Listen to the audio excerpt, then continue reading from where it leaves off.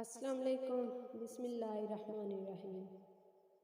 کبھی کبھی انسان کی زندگی میں ایسا وقت آتا ہے جب ایک بہت بڑی مشکل اس کے سامنے کھڑی ہوتی ہے، جب مصیبتیں، پریشانیاں اسے چاروں طرف سے گھیر لیتی ہیں، جب اسے لگتا ہے اب اس کے پاس اس مصیبت سے نکلنے کا کوئی راستہ نہیں ہے، تو وہ مایوس اور نا امید ہو جاتا ہے۔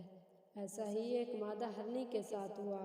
وہ مادہ ہرنی پریگننٹ تھی اور اس کے بچے کی پیدائش کا وقت بالکل قریب آ چکا تھا۔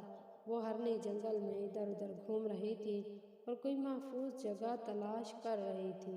موسم بھی کافی خراب تھا، آسمان پر گہرے کالے بادل چھائے ہوئے تھے، بجلی کڑک رہی تھی۔ جنگل کے بیچوں بیچ ایک ندی بہتی تھی جس کے کنارے پر کافی اونچی گھاس اگی ہوئی تھی۔ وہاں پر کچھ گھنے درخت بھی تھے اور پینے کے لیے پانی بھی تھا۔ ہرنی کو وہ جگہ بچے کو جنم دینے کے لیے مناسب لگی، لیکن وہ نہیں جانتی تھی کہ یہاں پر کون کون سی مصیبتیں اس کا انتظار کر رہی ہیں۔ اتنا چلنے کے بعد ہرنی کو پیاس لگی ہوئی تھی۔ وہ ندی کے پاس آ کر پانی پینے لگی۔ پانی پینے کے بعد جیسے ہی اس نے سر اٹھایا، اس کا سانس جیسے رک سا گیا۔ ندی کے کنارے پر جھاڑیوں کی اونٹ میں ایک شکاری چھپا ہوا تھا جو اس پر نشانہ لگانے کی تیاری کر رہا تھا۔ وہ گھبرا کر مڑی تو اس کے بالکل پیچھے ایک بھوکا شیر اونچی اونچی گھاس میں گھات لگائے ہوئے تھا، جو اس پر حملہ کرنے کے لیے بالکل تیار تھا۔ اس نے دائیں مڑ کر دیکھا، خشک اونچی اور لمبی گھاس تھی، بجلی زور سے کڑکی اور اس گھاس میں آگ لگ گئی۔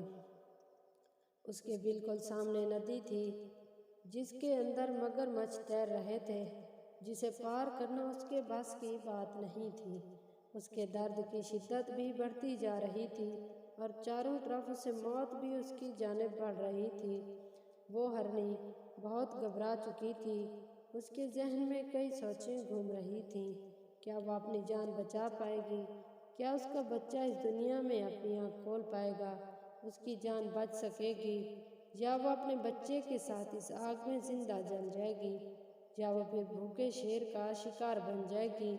یا پھر شکاری کا تیر اس کے جسم کے آر پار ہو جائے گا؟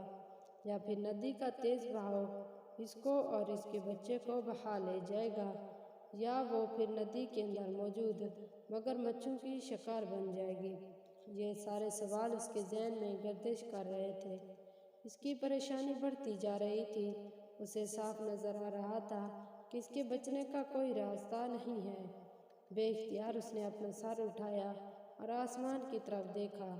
اس کی آنکھوں کے اندر بے بسی تھی اور اس بے بسی کے اندر کہیں دور ایک امید بھی تھی کہ کوئی ہے جو اسے ابھی بھی بچا سکتا ہے، جو ابھی بھی اس کی ساری پریشانیوں کو دور کر سکتا ہے۔ پھر اس کے بعد جو ہوا وہ کسی معجزے سے کم نہیں تھا۔ شکاری نے جیسے ہی نشانہ لگانے کے لیے تان کھینچی، عین اسی وقت زور سے بجلی چمکی اور اس کی چمک شکاری کی آنکھوں میں پڑی اور شکاری کا نشانہ خطا ہو گیا اور تیر مادہ ہرنی کے پاس سے گزرتا ہوا سیدھا جا کر شیر کو لگا۔ شیر اس اچانک حملے سے گھبرا گیا اور وہ بھاگ کھڑا ہوا۔ ساتھ ہی زور کی بارش شروع ہو گئی اور گھاس میں لگی ہوئی آگ بجھ گئی۔ بارش سے بچنے کے لیے شکاری بھی وہاں سے چلا گیا۔ ایک لمحے میں سارا منظر بدل گیا۔